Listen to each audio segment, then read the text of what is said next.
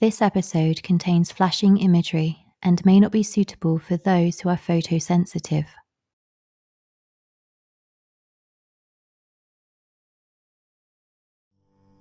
Welcome, Wild One, to Chapter 9. I am excited and grateful to be with you again. This week's episode is special to me, and by the time you reach the end, I feel that you will know why. But for now, let's look inwards and upwards as I share meaningful stories of celestial arachnids and their cosmic webs, and research the spiritual meanings of the makeup worn by the Pharoahs. We may even see an extraterrestrial. So sit tight, Wild One, because in T-2 seconds, we are heading towards the stars.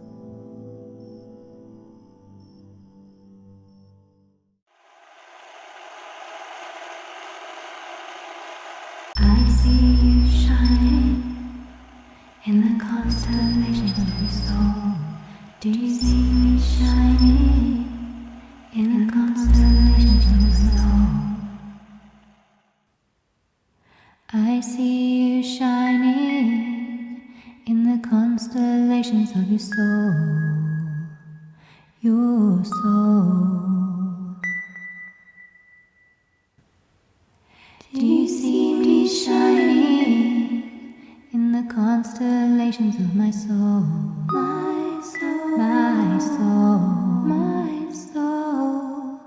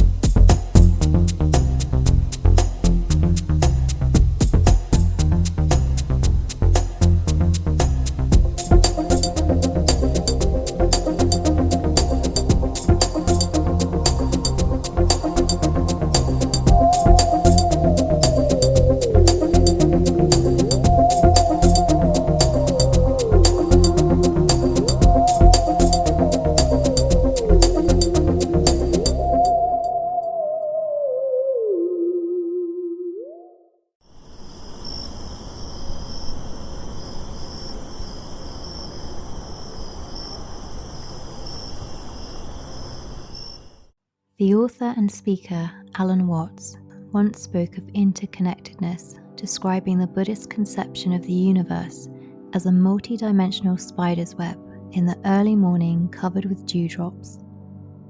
In his explanation, he goes on to describe that the dewdrops reflect all the other dewdrops. Indra's net is an infinitely large net, owned by the divine being Indra in Chinese Buddhism. And in many creation stories and folktales, we see similar symbology. In Hopi and Navajo culture, Spider Grandmother is revered and often spoken of as an elderly woman or a spider, a figure capable of creation. She worked with the sun deity to form humans from clay, and her web is seen in a similar way to Indra's web, as a symbol of the interconnectedness of all life. Whilst the creator deity and spider lord of the Gilbert Islands called Nero created two beings who in turn brought forth many other divine beings. One of the beings, Na-Atabu, was torn apart and his body became the world. The sun and moon were made from Na-Atabu's eyes, his brain became the stars and his flesh and bones became the earth. In an indigenous myth, an old spider made the earth and sky from clams' shells. 2 snails into the sun and moon, and wrapped a caterpillar in his web thread to create the Milky Way. The full details of these stories are not for me to tell because they belong to other cultures and are best told by the ancestors of those to whom the stories originated. But the image of the spider, which for some can hold fear and dread, has held a significant place in the architecture of the universe for thousands of years. The image of a web holds symbolism across many cultures, representing the beliefs that we are all interconnected, and this reminds me of the saying, as above, so below, as within, so without. Recently, I encountered a spider, so look away now if you don't want to see her. I must admit that my childhood fear of her changed to awe when I thought of her in the context of these amazing creation stories. So much of life is impacted by what we believe and how we choose to perceive it.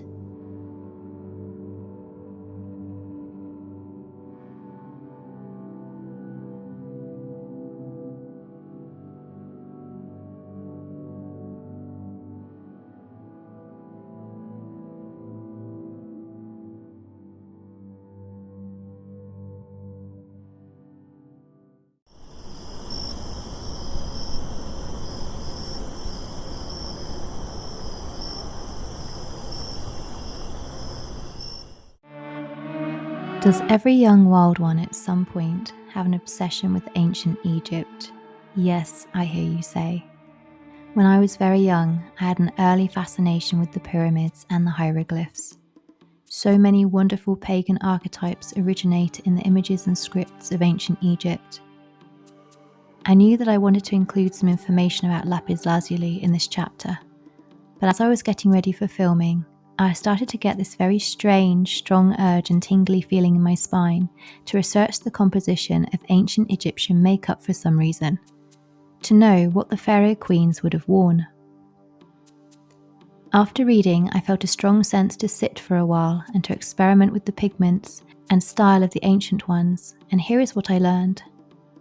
There was a lot of alchemy to ancient Egyptian makeup, as the composition was natural, and in a similar way to using a mortar and pestle, the ingredients often needed to be ground. You probably already know that coal was used to line the eyes, but did you know that malachite was used for eyeshadow pigment? And the dark grey eye pigment so often used was made from galena. These minerals were ground together and blended with water to form a paste. Red ochre was also finely ground and mixed with water to form blush, and to make pigment for the lips. The lip stain was sometimes mixed with honey to help treat burns.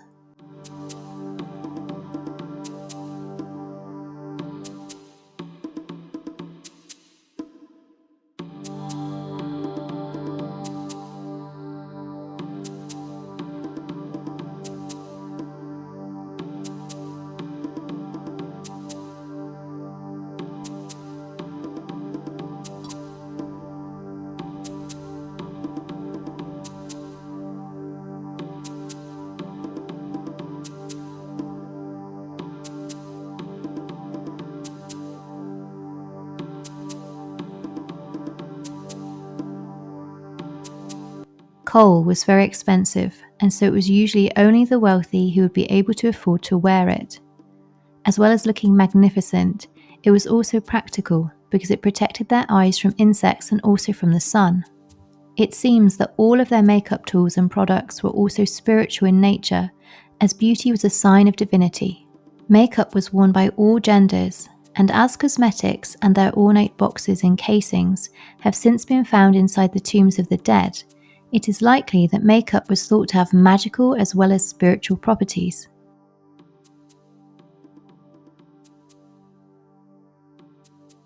I am wearing an amulet made of lapis lazuli, which was worn by the pharaohs to protect them and to bring them closer to the divine. The crystal looks like a starry night sky and holds symbolism with the goddess Nut who protected the dead. Ancient drawings of Nut depict her adorned with stars, as she also represents the universe. Now you already know, Wild One, that my magical ring is made of lapis and that I only wear it when I am Wild Wish. The surface of it holds flecks of pyrite, and it is a type of metamorphic rock, because over time heat has changed the rock, and together with the other minerals it transforms into lapis.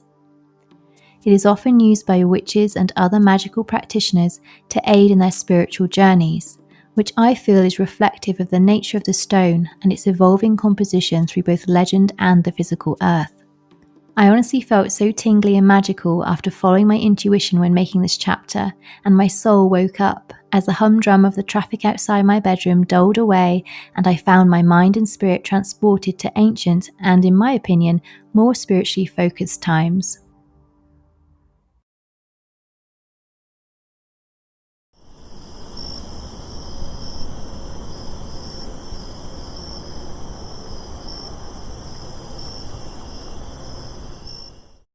After filming the Egyptian chapter, I just got this really strong need to sit and write some music. I started to hear a tune and to see images which wanted to manifest into lyrics, and it was as if I could not do anything else. I felt called to sit and give my attention to this. So this section will be about the music and how I created it. Oh, and I did this after doing the Egyptian makeup, and as I don't normally wear heavy makeup these days, I completely forgot I was wearing lipstick and eyeliner, and I started to smudge it all around my face, but I thought this was amusing when I played it back, so I did not refilm. On a serious note, I hope that what I am saying is more important than how things look.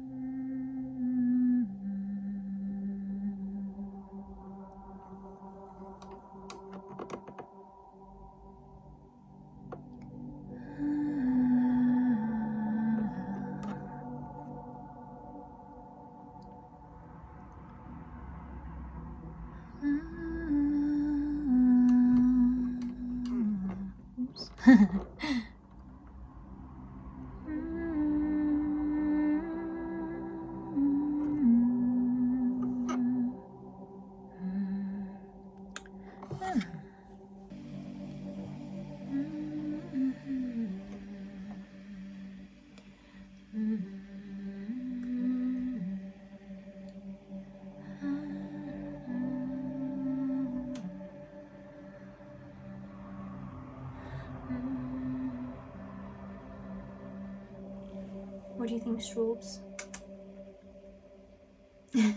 Not sure. Okay.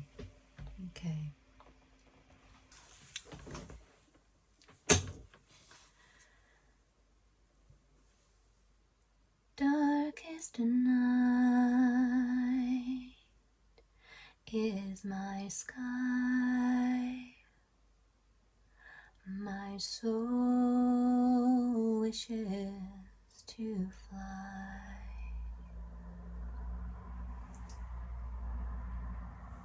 That's why it takes so long with the chorus. Darkest night is my sky. My soul wishes to fly.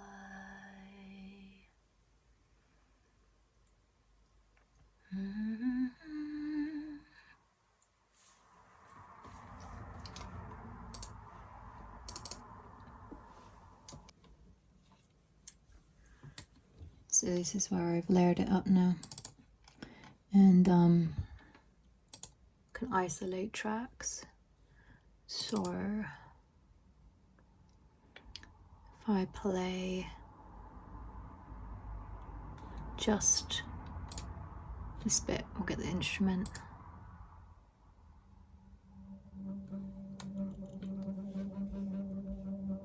See.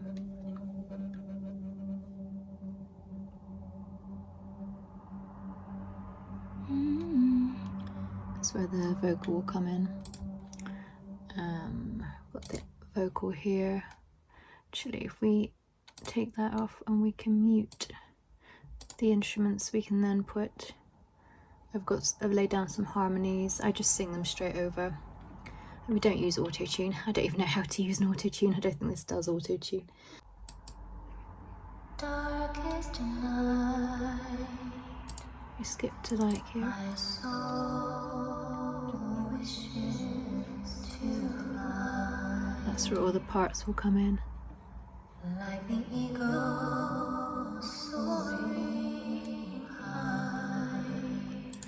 And it's got a bit of reverb on it to make it echoey. And then I move it so that it's not all centered.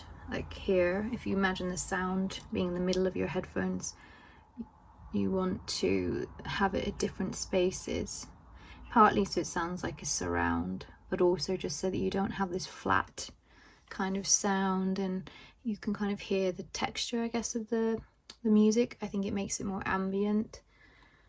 You know, many years ago I did have singing lessons, and I don't have the kind of voice that can do singing lessons, and so with this series I've just started to do it again, and it was really hard. Like, it's not like riding a bike. When you come to use the musical software, it's changed. You know, I'm talking 1998 and we're now in nearly 2026, so you know, the software's changed a lot. I had like a 4-track recorder where you'd move the dials that I borrowed from school to sing on, but you know, I sang live, I didn't auto tune. So it's interesting. I like the fact I can use the computer, but at the same time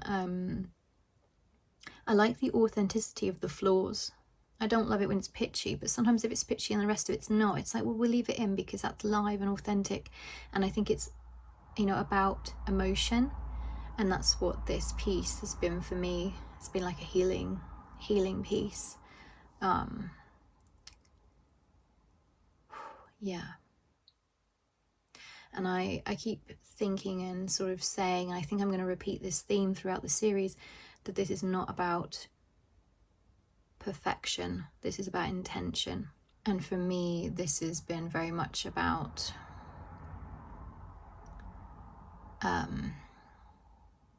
my grief, my process of grieving has come through what I've been making.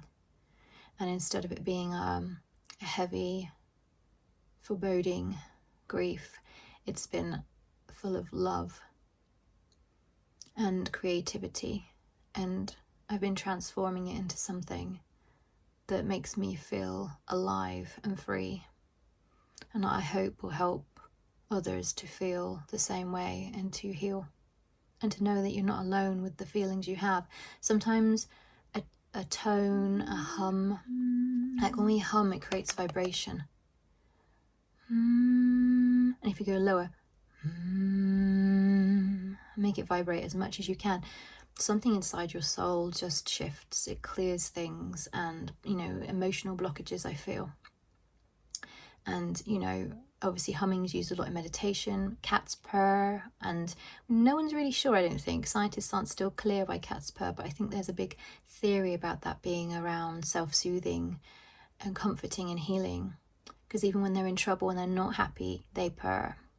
You know, a sick cat often comforts itself through purring. And I think that maybe, just maybe, it's the vibration.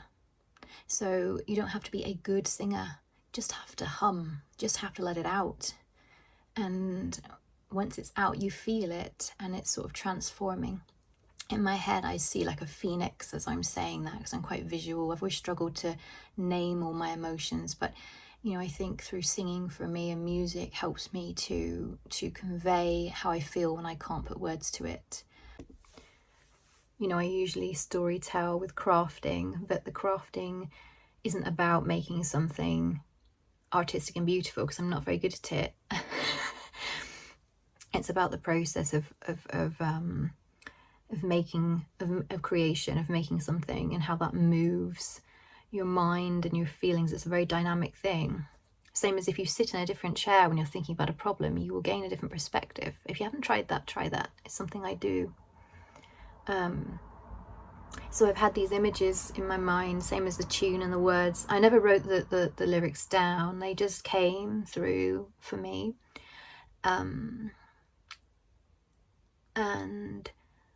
it's like heaven sent or divinely sent to help me to convey what I need to convey.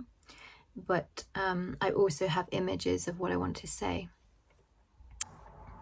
And the lyrics were about my loved one, and I was thinking after I did the Egyptian symbology and that piece of history around the makeup, I started to think about how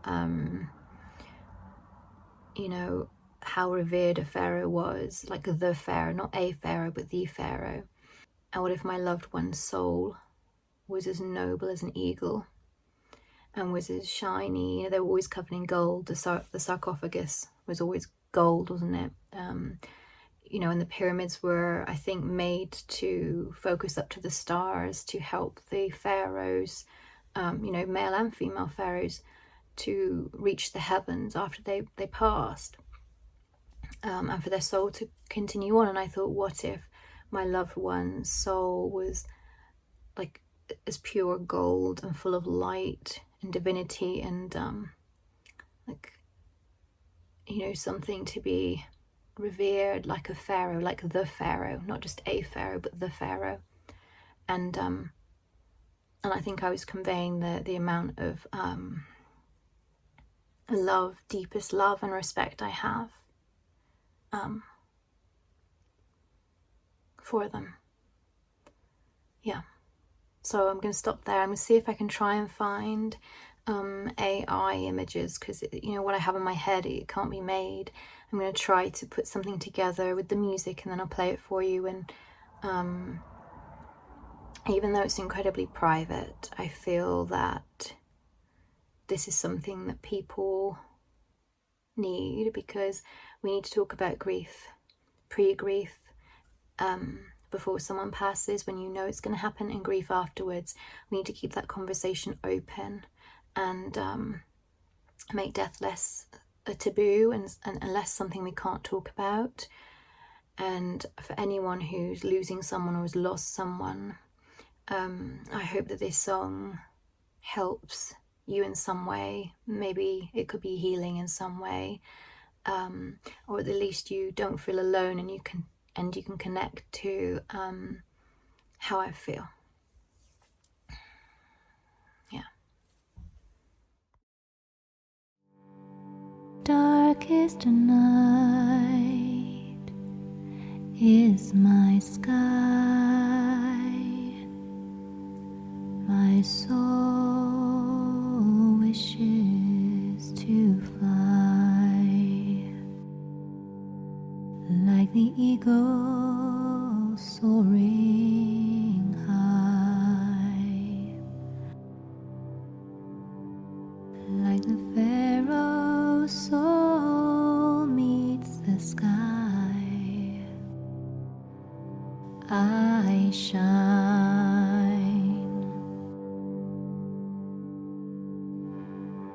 Darkest night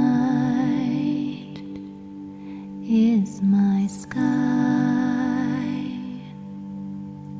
my soul wishes to fly like the eagle soaring high, like the pharaoh's soul meets the sky. I shine.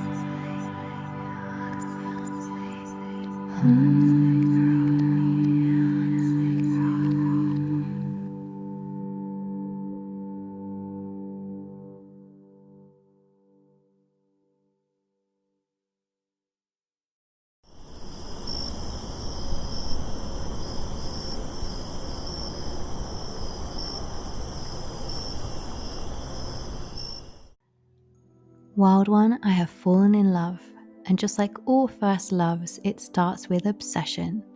Yes, I confess I have fallen in love with the moon, and am utterly obsessed with her ethereal beauty. Seeking to get as close to her as one can, I bought a telescope so that I can spy on her from afar. My goal? To achieve a video of her through the telescope. Now this turned out to be quite a bit harder than I imagined, but I did manage with patience to film her for just a moment, capturing her craters and lakes just before the wispy clouds overtook her and refracted her light, making her all glowy again. Holding the telescope and camera all in place after an hour or so on a cold night is also a work in practice, Wild One. So if you have any moon gazing tips, please do teach me your tricks in the comments section, please.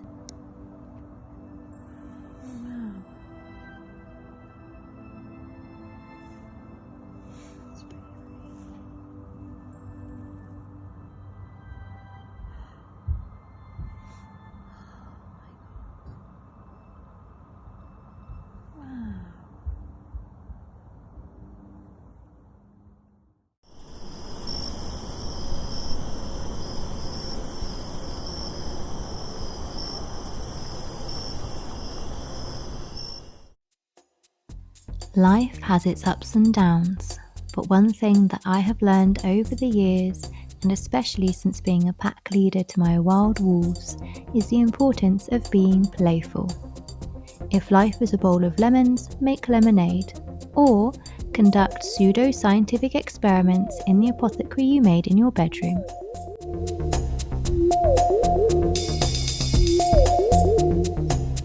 Can you guess what is in this cup, Wild One?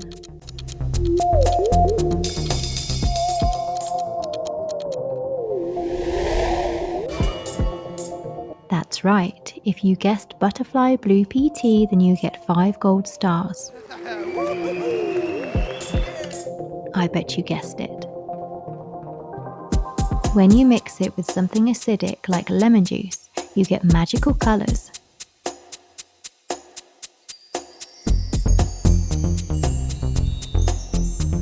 So with my celestial themed chapter this week, I of course decided to make a nebula in a teacup.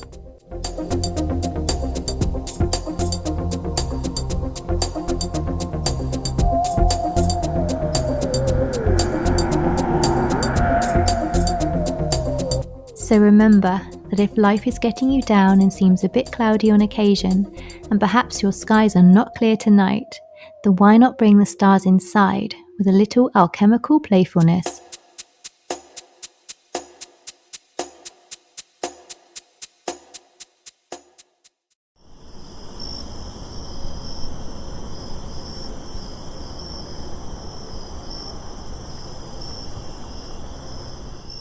I see you shining in the constellations of your soul. Do you see me shining in the constellations of your soul? I see you shining in the constellations of your soul. Your soul. Do you see me shining in the constellations of my soul? My soul, my soul, my soul. I see you shining in the constellations of your soul. Your soul, your soul.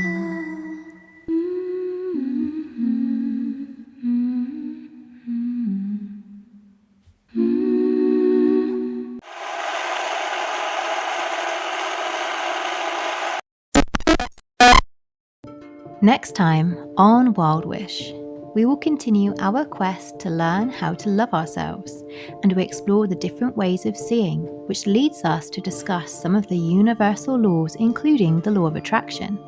So thank you for watching, Wild One, and listening to my story. See you next week. Like if you like, and subscribe if you vibe.